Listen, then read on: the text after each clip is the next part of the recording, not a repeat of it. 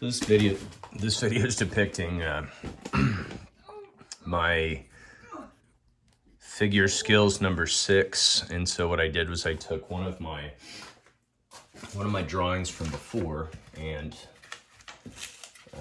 kind of cleaned it up. You can see some of the marking in here where I've done some fixing, like the bottom of this. I had made her foot way too large. It's something I commonly have an issue with. Also, I did some studies of hands in the side because that hand is very difficult for me to draw. And you can see I used some color ink in here just to kind of mess around so you can see it a little better in terms of application. Certainly don't have to use color. You can if you'd like to. In the end, it's going to be a black and white project though. I'm gonna go ahead and leave this light off for now because you're gonna get better contrast while I'm shooting. But I'm gonna go ahead and demo some different types of line and tools and things that we can use to make this happen. I just need to grab a piece of paper.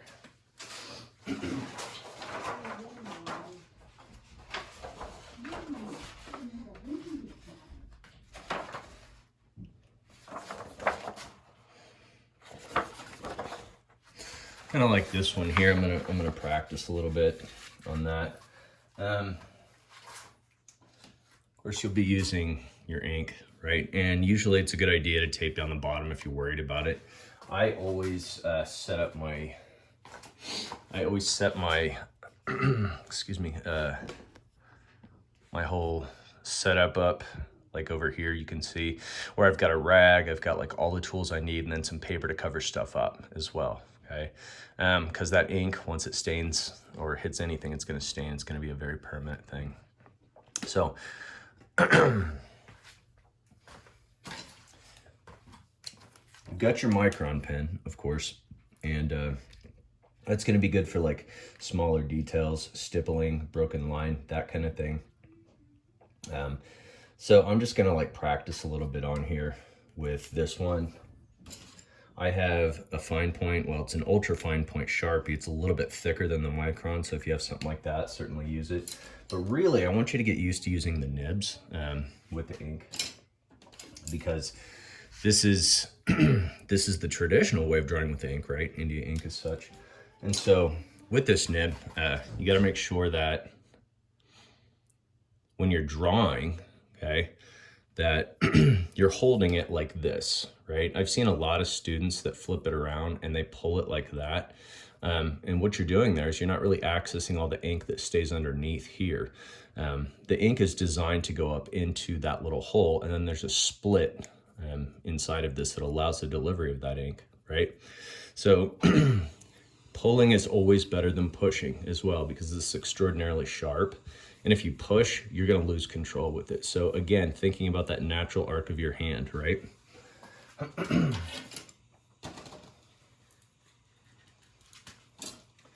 Oh, my ink's kind of dry. I'm gonna have to really, there we go, get that puppy open. And you'll see that I like to do a lot of practicing while I'm working.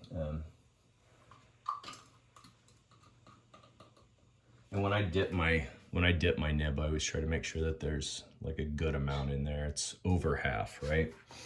So I'm just gonna work on this kind of thigh type area. I'm gonna start with some contours. Just kind of work over some of what I have there. And then just gonna work some hatching into this. And I'm not pressing hard at all. You certainly don't need to.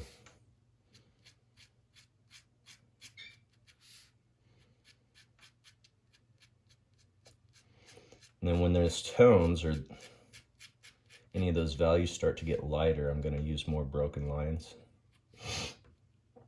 just to suggest value rather than getting a whole bunch on there. This kind of bottom of the buttock area, I know that there's going to be a little bit of a shadow here. So I'm getting my lines a touch closer together there just to make that look darker. So it's an absolute mark making process, which means that you have to vary your values according to how close your lines are together, how bunched up they are, that kind of thing. And you want to plan, right, how you're going to draw this thing out, because you can't erase. And that's why you want to get this stuff going on first. So practicing some things like hatching on another piece of paper, some cross hatching, some scribble gesture, maybe give her some armpit hair, right? Some broken line work, implied line, that kind of thing. What I really like to engage in is cross contour to make like things like this hip and this leg look really dimensional, right? So I'm gonna get a little bit more ink, starting to run low. And what I'm gonna do is I'm gonna go ahead and start working on this contour out here. And I can tell that like not all my contours are right. So I'm choosing the right one. And I'm being picky about it. So I've left a lot of the pencil on here, and that's fine, you should. Because you're gonna ignore the stuff you don't like. And you're gonna go ahead and draw in the stuff that looks correct. Now I did a good deal of correction on this before I started drawing, just so I could see better. You may wanna like make sure that when you're doing this, that your hand doesn't have ink on it. You can see I'm already getting ink on my fingers, and so I'm wanting to be careful not to get that to spread all over the place. So once it's on there, it's a sad deal.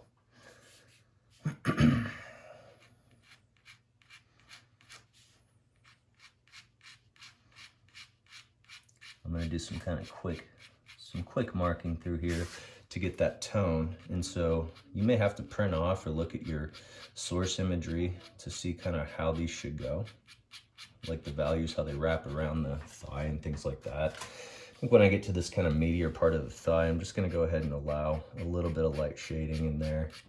But I want to continue this this quad muscle separation, where it separates from the hamstring a little bit. I'm also going to see a little bit of that differentiation in here too. And I've kind of drawn a little bit of that as well. I know the knee is going to be kind of out here, and so I'm just going to kind of outline that. Get in there with some kind of basic shadowing.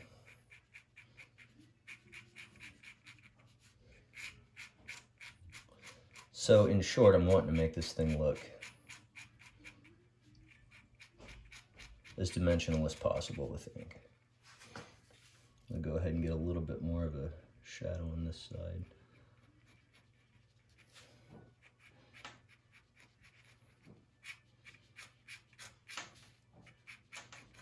Okay, what I'm going to do at this point is go ahead and clean up my nib because I feel like I'm kind of good with all that stuff. I'm going to let this dry and then demo how to clean stuff up on there. So what I'm going to do is go ahead and like rinse it. I just rinse it in water because I don't want that ink to dry in there. And then I take like a rag. I've got a ton of rags in my studio. And I wipe it as clean as I can and then as dry as I can because these things will rust. Okay. I'm also going to go ahead and close up my ink because I don't want that stuff to dry out while I'm working with the other marking devices.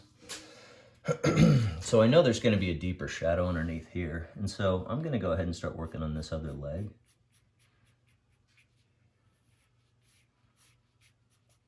You can see that I'm a hatching person. I love hatching. It's kind of my favorite cross contour line as well.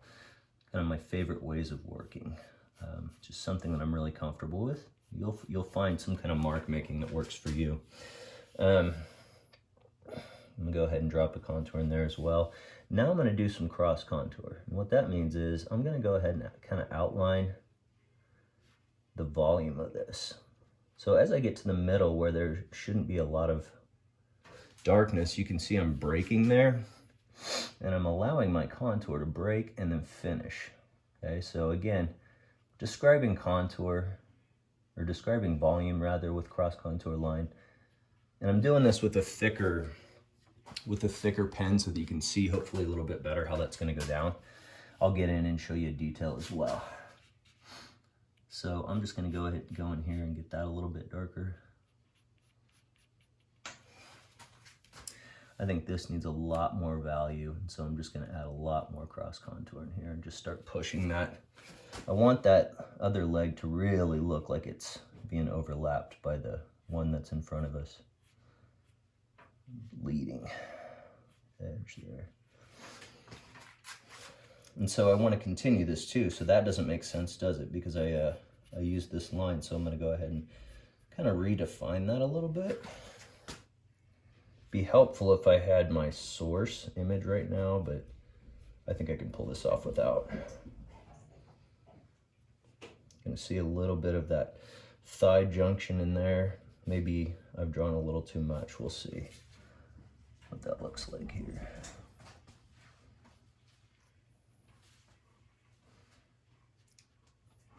Now when we do the expressive project, the big piece, we're going to be using a combination of ink line and wash. And if you want to get some more gentle shading in there, you certainly can with some graphite. As long as you make it look like it belongs with the ink. Excuse me. Good lunch today. I'm trying to get this rib cage to look like it's popping a little bit. Get a little bit of contour into there. Gonna help define that. Probably gonna be some wrinkles through here, so I'm just gonna kind of work with what I already see and what I've drawn. What up? Oh, it's gonna be a while.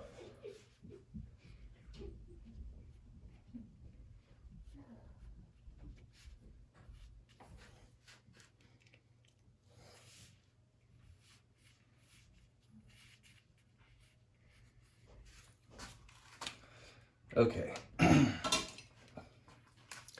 So this feels dry. Feels like we're good. I'm gonna go in here with my Micron pen and do some stuff in the areas where I know there's not very much value at all. So these little tiny lines are gonna help me show a very small amount, very light value. A lot of times the transition from breastbone to breast are a lot more gentle than you would do with like line work and stuff. And so that's why I'm kind of choosing to use this more delicate way of drawing that transition from breastbone to breast. Plus I want good, smooth transitions from one to the other. So I'm doing a little bit of stippling in here. Tiny little bit of shadowing underneath here. You're gonna find the Micron pen fills up pretty quickly. You're also gonna find that like with a lot of graphite on here, it could be frustrating to draw with this. But now that I have this whole area dry, what I can do, and I want you to do this, is go ahead and remove all that extraneous pencil. Because the India ink's waterproof, okay? So when it dries, it's 100% waterproof. You can do like washes over it, watercolor, whatever. But you can also, since it soaks into the paper, you can also remove those pencil lines without any fear that you're gonna lose your imagery, right? So now I can go ahead and focus on using my Micron pen to try to get good transitions in here with this cross contour. So I'm going to start like in here.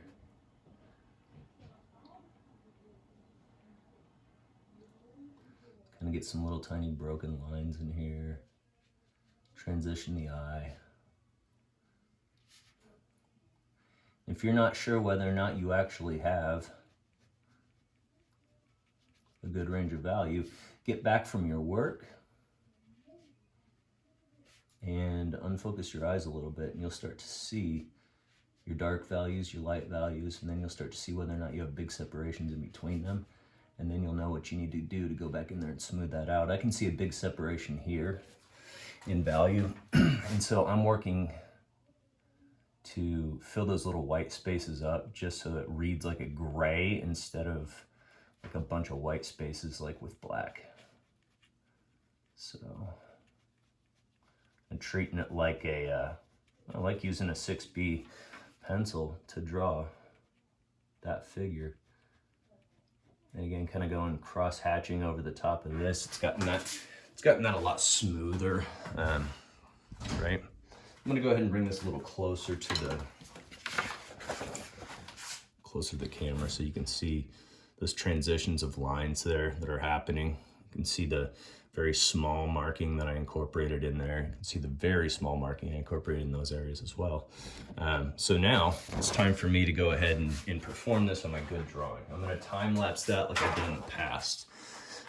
So you're probably behind on this one, and that's fine. Like what we're gonna do is I'm gonna give you a little bit more time to finish 6, right? But I do wanna see your ideas for the thumbnails and your literary inspired quote, whatever you have pulled from a book or a narrative of some type. So take a look, check this out when you're ready for it, and then we're gonna jump straight into the good project here this week.